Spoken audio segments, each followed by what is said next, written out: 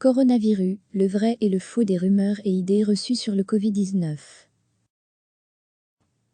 La panique provoquée par l'épidémie de coronavirus est un terreau fertile pour la naissance de rumeurs et intox en tous genres. Le risque de pandémie affole les esprits et les fausses rumeurs sur les vecteurs de transmission de la maladie se répandent. Le virus appelé Covid-19, qui a déjà contaminé des dizaines de milliers de personnes et fait plus de 2700 morts dans le monde, suscite de l'angoisse. Des internautes peu scrupuleux partagent des informations non vérifiées qui risquent de créer un vent de panique parmi la population.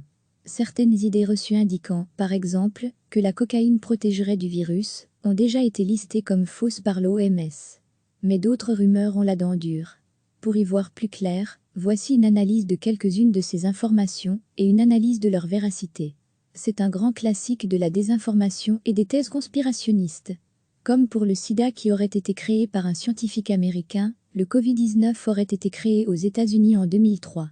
Selon cette publication sur Facebook et plusieurs autres, le coronavirus est une création d'humains brevetée en 2003 auprès des autorités américaines. Je découvre que le coronavirus n'est pas nouveau, a été créé en 2003 aux USA, et que bizarrement quelque chose devrait se passer ce 24 janvier 2020. Certains commentaires enfoncent le clou. Le coronavirus est un virus breveté américain, qui arrive à expiration le 23 janvier 2020. Donc quoi de mieux que de lancer une épidémie pour vendre leur vaccin avant expiration? C'est une épuration, pour gaver des actionnaires. En réalité, il y a plusieurs coronavirus comme le SRAS, apparu en Chine en 2002, ou le MERS, premier cas humain en 2012. Le coronavirus actuellement actif est, comme les autres coronavirus, un virus à couronne, car on peut y observer des protubérances qui encerclent son enveloppe. Le Covid-19 n'est donc pas le seul coronavirus, et le brevet dont il est fait mention concerne un autre virus, qu'on peut également retrouver grâce au numéro de brevet, comme l'indique factuel de l'AF. Et comme on peut en fait le lire dans la photo publiée dans le post Facebook, ce brevet concerne un autre coronavirus, le SRAS, SARS-CoV de son nom scientifique complet. Et comme l'expliquent nos confrères des décodeurs du monde, le brevet mis en évidence sur Facebook concerne en fait le coronavirus responsable du SRAS, dès 2002 et non le Covid-19. Le Covid-19 trouverait son origine du côté du marché aux fruits de mer de Huanan à Wuhan, une métropole de 11 millions d'habitants au cœur de la Chine. Comme son nom ne l'indique pas, le marché vendait bien d'autres espèces que des produits de la mer. Des produits exotiques, comme la viande d'animaux sauvages, s'échangeraient illégalement autour d'étals, notamment de la chauve-souris accommodée en soupe, selon des images partagées sur les réseaux sociaux. Selon une étude génétique, le Covid-19 a pu prendre naissance chez la chauve-souris. Et la revue de l'Académie chinoise des sciences a révélé que le nouveau virus est très similaire à une souche virale présente chez la chauve-souris. Il n'en faut pas plus pour pointer du doigt l'animal nocturne. Un animal qui héberge un virus sans être malade et peut le transmettre à d'autres espèces est appelé réservoir. Dans le cas du nouveau coronavirus, il s'agit certainement de la chauve-souris. Selon une récente étude, les génomes de ce virus et de ceux qui circulent chez cet animal sont identiques à 96%. Mais le virus de chauve-souris n'étant pas équipé pour se fixer sur les récepteurs humains, il est sans doute passé par une autre espèce pour s'adapter à l'homme, appelé hôte intermédiaire. Cet hôte intermédiaire, c'est a priori le pangolin, un petit mammifère à écailles menacé d'extinction. Il pourrait être l'animal qui a transmis le nouveau coronavirus à l'homme, ont indiqué des scientifiques chinois. Après avoir testé plus de 1000 échantillons provenant d'animaux sauvages, les savants ont déterminé que les génomes de séquences de virus prélevés sur les pangolins étaient à 99% identiques à ceux trouvés sur des patients atteints du nouveau coronavirus, selon l'agence étatique Chine Nouvelle.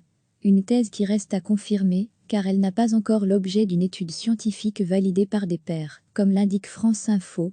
Breaking, South China University of Technology biologiste Xiao Botao exposait à the, COVID 19 MiG, have originated from an animal research lab 280 meters away from the epicenter of the outbreak.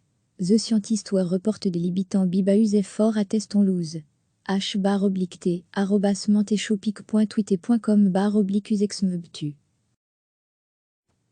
Par ailleurs, une autre rumeur circule sur l'animal à l'origine de la maladie. Une morsure de chauve-souris dans un laboratoire dont aurait été victime un biologiste chinois serait à l'origine de la transmission du virus de l'animal vers l'homme. C'est en tout cas l'hypothèse relayée par l'entrepreneur et chroniqueur Alexis Poulain, citant un tweet d'Ezra Schoen, journaliste pour le New York Times et CNN.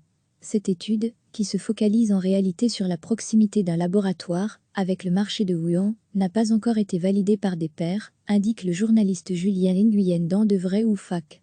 L'Organisation mondiale de la santé est très claire. Le nouveau coronavirus ne peut pas être transmis par les piqûres de moustiques. Comme indiqué dans un article de l'organisation, le virus respiratoire se transmet par contact avec une personne infectée. Le nouveau coronavirus est un virus respiratoire qui se propage essentiellement par contact avec une personne infectée, par l'intermédiaire des gouttelettes respiratoires émises lorsqu'une personne, par exemple, tousse ou éternue, ou par l'intermédiaire des gouttelettes de salive ou de sécrétion nasale, indique l'OMS. L'organisme ajoute, à ce jour, il n'existe aucune information ni aucun élément de preuve laissant penser que le 2019 nCoV pourrait être transmis par les moustiques. Repérées par nos collègues de France Info, plusieurs images particulièrement choquantes ont resurgi sur les réseaux sociaux depuis le début de l'épidémie du nouveau coronavirus. La plus virale, sur Snapchat et Facebook, montre un homme d'origine asiatique qui tient ce qui ressemble à un nourrisson dans un évier, suivi de deux autres images qui semblent le montrer en train de manger l'enfant.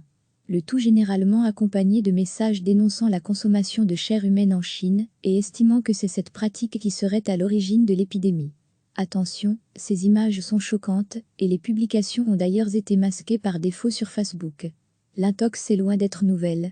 Ces images circulent en effet depuis le début des années 2000. À l'époque, des chaînes de mails s'offusquaient déjà de ce cannibalisme. La rumeur visait alors Taïwan, et non la Chine continentale. Les internautes accusaient en effet les restaurateurs du pays de servir ce nouveau plat à la mode. Ces rumeurs sont à mettre en lien avec une autre, la Chine a légalisé la consommation de fœtus de bébés morts issus d'avortements. Comme expliqué par AFP Factuel, cette rumeur est évidemment totalement fausse et provient d'un site satirique. Les photos quant à elles proviennent d'une performance d'un artiste chinois, Zuyu. Les personnes qui reçoivent des colis en provenance de Chine ne risquent pas de contracter le nouveau coronavirus. D'après des analyses antérieures, nous savons que les coronavirus ne survivent pas longtemps sur des objets tels que des lettres ou des colis, comme l'indique l'OMS. Malgré tout, si les services d'envoi de colis depuis la Belgique vers la Chine sont suspendus depuis le 15 février 2020 par Poste, c'est en raison du nombre de plus en plus élevé d'annulations de vols vers la Chine. Mais le service de distribution des volumes entrants continue d'être assuré pour les colis et les lettres en provenance de la Chine. Des banques chinoises ont décidé de mettre en quarantaine les billets de banque usagés, puis de les nettoyer à l'aide de rayons ultraviolets ou de haute température pour désinfecter les billets, avant de les placer sous scellé et de les isoler pendant 7 ou 14 jours. L'objectif affiché est de limiter la propagation du coronavirus. La Banque centrale chinoise semble répondre à une réticence accrue des Chinois d'utiliser de l'argent liquide par peur de contamination. Et ce même, si les paiements mobiles sont omniprésents depuis des années dans le pays, la plupart des consommateurs chinois recourant à leur smartphone pour régler leurs achats au quotidien. La Banque centrale a par ailleurs réalisé fin janvier une émission d'urgence de nouveaux billets de banque pour un montant de 4 milliards de yuans, 530 millions d'euros, à l'intention du Hubei, centre, province à l'épicentre de l'épidémie. Cette mesure de précaution a un impact relativement mesuré. Il est néanmoins vrai que le virus peut survivre quelques heures sur des surfaces, comme les boutons d'ascenseur ou les barres de métro. Mais avec une bonne hygiène des mains, le risque d'être infecté par le nouveau coronavirus, 2019 nCoV, en touchant des objets, notamment des pièces de monnaie, des billets de banque ou des cartes de crédit, est très faible. Cette publication devenue virale sur les réseaux sociaux pointe l'existence d'un flacon de désinfectant pour friction hydroalcoolique portant la mention du coronavirus dans ses propriétés microbiologiques. Élément perturbant pointé par l'internaute, le flacon a été produit avant le début de l'épidémie en décembre 2019 en Chine. Comme l'indiquent nos confrères de Checkney, vérification faite, de nombreux gels désinfectants comportent la mention coronavirus depuis plusieurs années. En effet, les coronavirus forment une famille comptant un grand nombre de virus, comme l'explique l'Organisation mondiale de la santé, OMS, qui peut provoquer des maladies très diverses chez l'homme, allant du rhume banal au SRAS, et qui cause également un certain nombre de maladies chez l'animal. Donc oui, des produits contenant la mention coronavirus ont pu être produits avant décembre 2019 vu que le Covid-19 actuellement au centre de l'attention appartient à la même famille des virus à couronne, comme le SRAS, apparu en Chine en 2002, ou le MERS, premier cas humain en 2012. De nombreuses publications Facebook ou WhatsApp circulent dans plusieurs pays comme l'Inde, les Philippines, Madagascar ou Singapour entre autres, et se présente comme un bulletin de santé officiel des autorités locales, notamment canadiennes. Repérées par l'AF, elles affirment notamment que garder la gorge humide en buvant de l'eau permet de se prémunir du nouveau coronavirus.